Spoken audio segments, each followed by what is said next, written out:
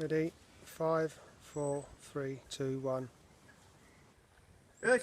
Right, let's talk tonight about we get various people from various styles coming to the classes, and they bring some good techniques, they bring some techniques which I don't necessarily agree with, but I can see why people do them, and they bring some techniques which I think are actually quite mistaken and on the verge of being dangerous, some of them. So let's take a look now at some common mistakes which can be a bit dangerous, misconceptions.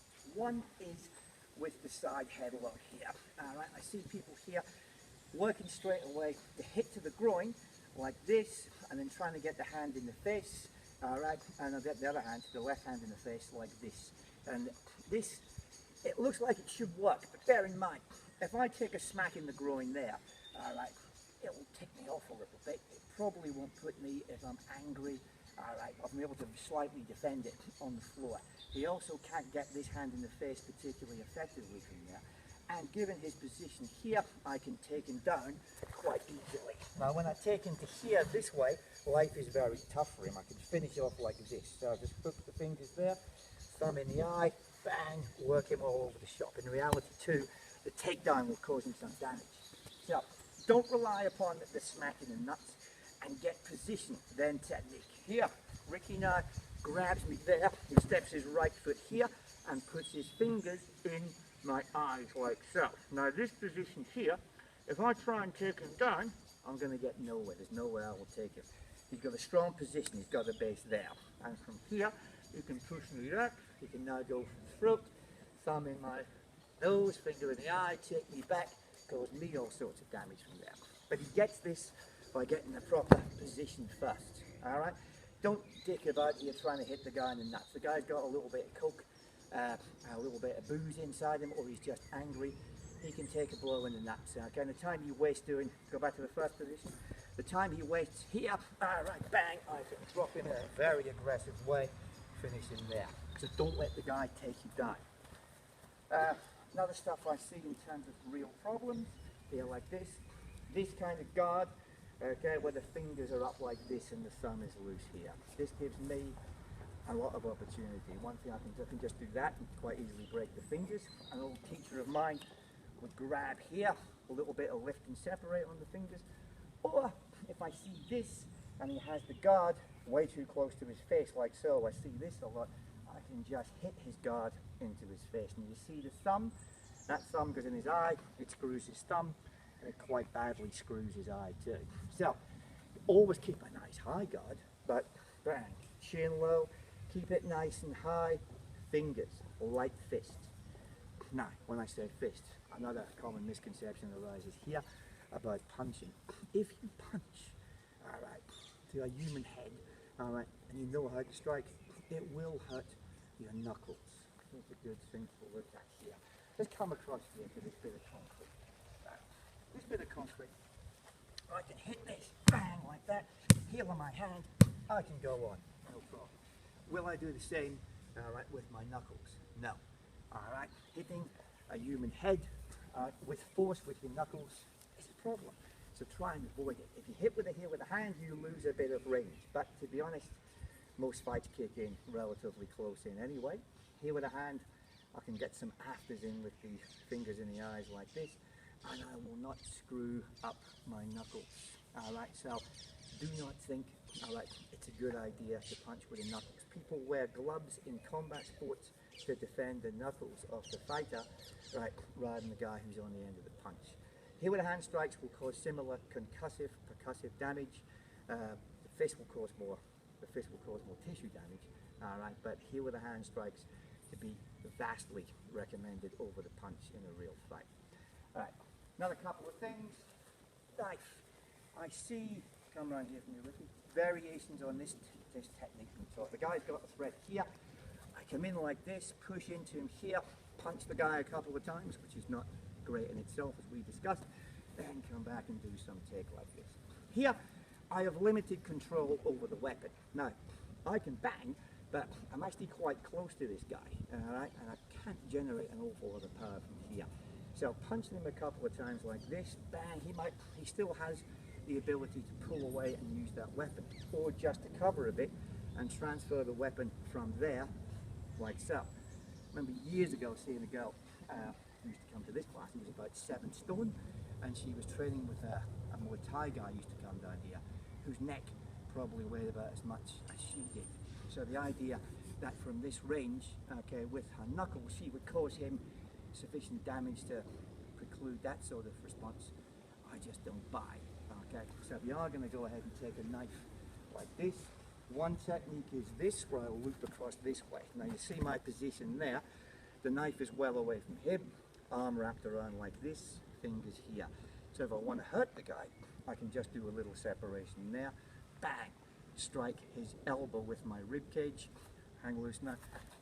If it's 1-to-1, I can take him down like this, break his elbow and take the knife. If I want to get it a little bit quicker, in like this, bang, strip it here, or a more Jiu-jitsu kind of approach, in, bang, like this, well, take the weapon and take him down nice and quick. These are quicker techniques than this, and do not involve this limited control. Things also to avoid with the blade, if he comes in with the oriental thrust, and I block like this, and strike him. This is not going to be my strongest ever punch. The block is okay, it's instinctive, I had to go ahead and do it, but punching from here, it's not going to cause me, sorry, it's not going to cause him a lot of damage. He will recoil the knife, bang, and then I'll have to spend a bit of time either being stabbed or stumbling to find it. Once I get this block on there, the key thing now is to disable the guy from recoiling. So here, being like that, bang, this enables me to do so a little bit easier. But punching from this position is quite compromised. Okay, the priority once I get should be just to get some control there with my arm, like this. Last one with the knife. If he comes round with a slash there, that works okay. If he comes in there, that works kind of okay, not great. But I don't know what he's going to do. So some kind of double block like this is always preferable. So he could be slashing me anywhere around this side. Again, if he comes in solid and I get it wrong, I get cut there, I die. Even if I get it right, come in like that, that can cause me a nasty blow. If he comes in here, he gets very close. So when the guy comes in this way, I have to do something, bang, move into the guy, double block like this. Sweep down your left, move into the guy very aggressively this way. So it's bang, strike, and then try and get some control. Do not let the guy, all right, don't stay there. If he stays here, it can be a big problem too. All right, so if he comes in, bang, bang, take the gentleman here, break an arm. On the ground. Last thing, on the floor, in my legs. See various things like this. Once I get to here, this position, all right, some people have told me this is a good position to go to. I am so keen in this because there, all right, he can cause, if he knows he's grappling, he can cause me all damage there. I'm still relatively close to the guy. I can't push him away so strong from there. And if he just leans his body weight on here, then my hip is no longer in the game. All right, he pushed his body weight onto me. I can't push away from there. And move into side control from there. He can strike, or Ricky can move around the side and get some control like this. Well, life is very difficult for me. If you're caught like this, you make the guard up like that. Okay, then get yourself up. Create some distance. The closed guard. The closed guard is obviously from a jiu-jitsu, judo point of view, it has a lot of good things going for it. From a street point of view, the guy can twat me a couple of times there. The guard is not punch-proof. So if you're going to go for a guard, in reality, some kind of guard like this is much better. Where I put my foot here onto his hip, swing across like so, there I can get control of his head. I can do some damage here. I can give him some play like so. All right, so this is an open guard, which is much more effective than the closed. We'll talk about that in more detail a little bit later. Also, a common misconception is here, right, the guard is not punch-proof from his point of view either. If he does some kind of judo-style move here where he puts his hands like that, there, from a judo point of view, this is not so bad, all right, because it does limit my movement. I can't armbar the guy. From a street point of view, bang, it ain't so good. I'm in his guard, he's not defending his head. I can come across here, bang, bang, bang, cause all sorts of damage to the guy.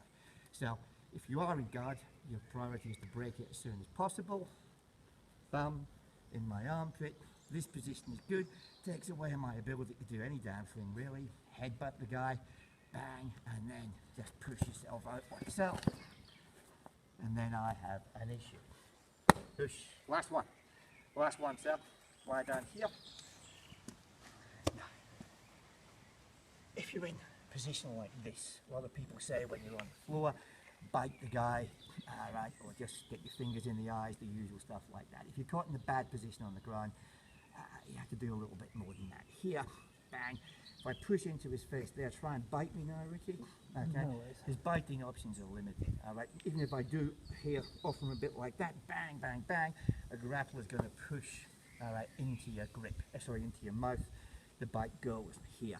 Now, here, if he tries to get my eyes like this on the floor, it might seem a good idea, but I can close my eyes and I still know where he is. And here, what he's doing is offering me an arm to play with, and then I can get an Americana on here reasonably quickly. So, all this thing about biting, gouging, that it ain't a great idea if the guy knows what he's doing. What you have to do here is to smack the guy on the first by all means, but then push in for an underhook like so. And that's when they have a position to go ahead and do something. And I guess that's why you need a little bit of knowledge rather than just the ability to bite or gouge. Yes.